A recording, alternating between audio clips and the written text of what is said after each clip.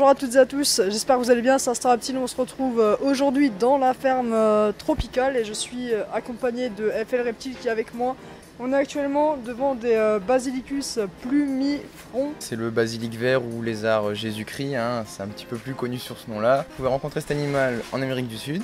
Il vit bien évidemment dans des milieux tropicaux, bien humides. Il a une stratégie de défense qui est plutôt marrante. Quand il est dans un arbre pour échapper à un prédateur, il se jette dans l'eau. Le lézard Jésus-Christ, j'ai dit parce que c'est ce fameux lézard qui peut courir sur l'eau. C'est voilà, lui, il a donc les doigts bien écartés, il court environ à 10 km/h et ça lui suffit à pouvoir marcher sur l'eau vraiment. C'est omnivore. Ça mange un peu de tout. Les mâles, ils font environ jusqu'à 80 cm adultes et ils ont de grandes crêtes. En fait, ils ont 3 crêtes. Ils vont avoir une crête à l'arrière de la tête, une crête sur le dos et une crête au début de la queue. Et pour les femelles, petit truc stylé aussi, c'est que les femelles, elles peuvent faire de la parthénogenèse. Comment ça se maintient? Dans quoi tu le maintiendrais toi? Globalement, on va partir sur des gros terras comme l'iguane vert. Donc un gros terra avec une grosse partie arboricole, puisque c'est un animal qui est majoritairement arboricole dans le milieu naturel, avec un grand bac d'eau. Ça c'est important qu'il ait un grand bac d'eau parce que mine de rien, comme j'ai dit, il saute donc pour se défendre dans l'eau, mais aussi c'est un animal qui aime bien de temps en temps pouvoir passer du temps dans l'eau. C'est un lézard qui peut quand même être assez actif, qui va avoir plaisir à explorer son environnement, donc non, ça va pas être gênant. C'est vrai que comme c'est plus petit qu'un iguane vert, on peut penser qu'on pourrait faire moins grand. Effectivement, on peut faire moins grand, mais si on fait vraiment un terrain de la taille d'un iguane vert, ce n'est mieux qu'optimal.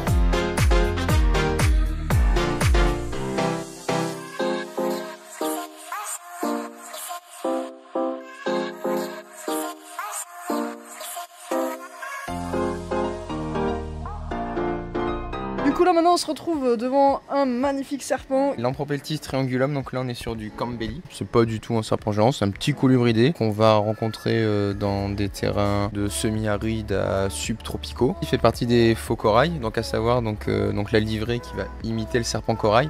Après on va rappeler que tous les serpents corail ont une livrée tricolore, mais qui n'est pas forcément pour imiter les serpents corail. Ça va dépendre des espèces. C'est pas spécial. Parce qu'on dit souvent, s'ils ont cette couleur, c'est pour imiter... Non, ça va dépendre des espèces de faux corail. Okay. Toutes les espèces de faux corail ont gardé cette couleur uniquement par hérédité, de la même manière qu'on peut avoir nous nos yeux de couleur bleue parce qu'on a eu des parents ou dans notre famille qui avaient des yeux de couleur bleue. Ses ancêtres, voilà, au final, exactement.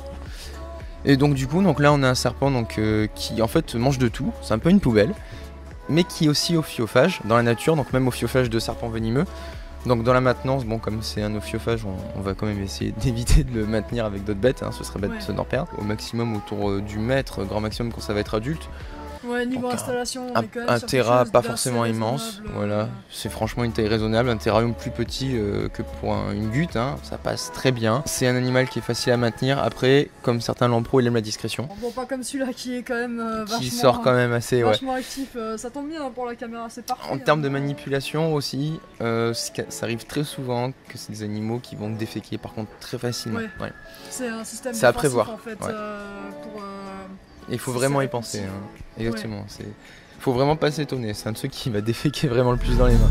Yeah, so rich, my watch is referred as a ghost. Yeah, and Sachi, my wealthiest clothes. Yeah, and house is so new that the maps on your phone even say that location's remote. Gang, flexing, you know how I stunt, huh? Ain't used my ID in months. Yeah, and girls wanna act like they know me, but ho, let's be honest, you don't. Yeah, cause you wanna come to the parties, you wanna party with Dave, and you want a million, feel me, and party with Cardi, but you ain't made. On se retrouve avec Karim Dawes, donc c'est le patron de la ferme tropicale. Bonjour. Bonjour. Qu'est-ce qui fait que voilà, vous avez réussi à ouvrir le magasin La Ferme Tropicale? Qu'est-ce qui a fait que vous êtes autant à fond en fait dans les reptiles, l'atarieux et tout?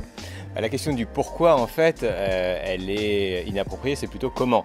Pourquoi, je pense que beaucoup de gens ont envie de vivre de leur passion. Moi ça a commencé comme beaucoup d'entre vous très jeune.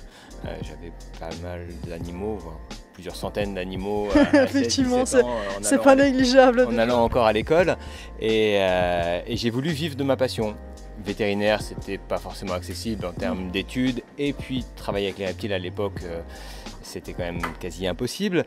Donc j'ai décidé de faire ce que je savais faire, du commerce. Donc j'achète, je vends des animaux et je le fais depuis 25 ans avec plaisir. On pourrait dire que c'est pas un acte de passionné que d'acheter et vendre, mais en réalité, j'ai probablement eu entre mes mains plus de reptiles que n'importe qui, je pense. Et le fait d'acclimater ces animaux, de les avoir, de voyager pour voir comment ça se passe dans d'autres pays.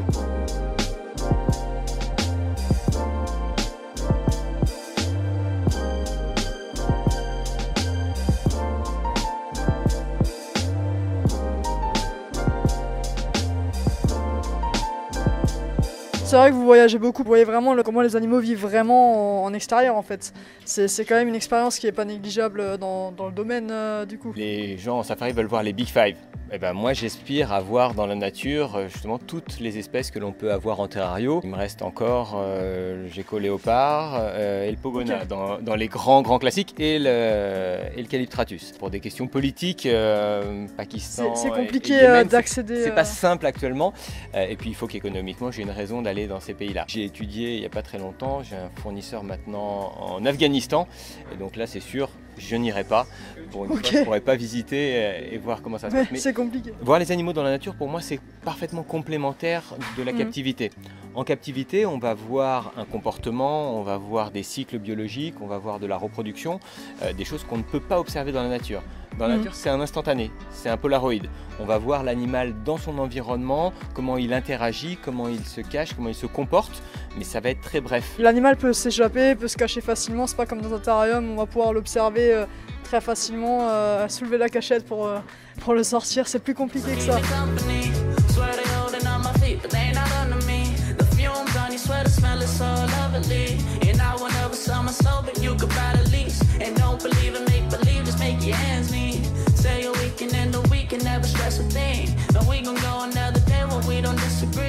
Dans le terrarium, en fait, il va subir nos choix, et donc nos choix doivent être judicieux.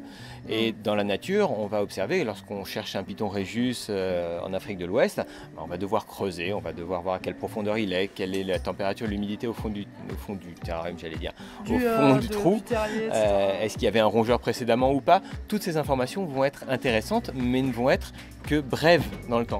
Et ça permet de comprendre aussi pourquoi les choses marchent bien ou ne marchent pas bien.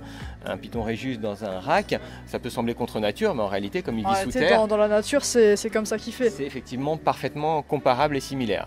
Donc toutes ces informations, moi, m'apportent des choses, et la captivité et le fait de les avoir en terrarium apportent autre chose. Je vis avec au quotidien, je les observe au quotidien, et j'ai plaisir à les voir dans la nature quand j'ai l'occasion.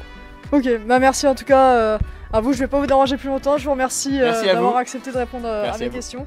Bonne journée, puis à bientôt. Et voilà les amis, la vidéo sur la ferme tropicale se termine ici, j'espère qu'elle vous aura plu, n'hésitez pas à vous abonner et à checker tous les liens qui sont dans la description, n'hésitez surtout pas le groupe Facebook, le Twitter et le serveur Discord, et surtout n'oubliez pas, avec Instant Reptile, détendez-vous avec un instant. Salut.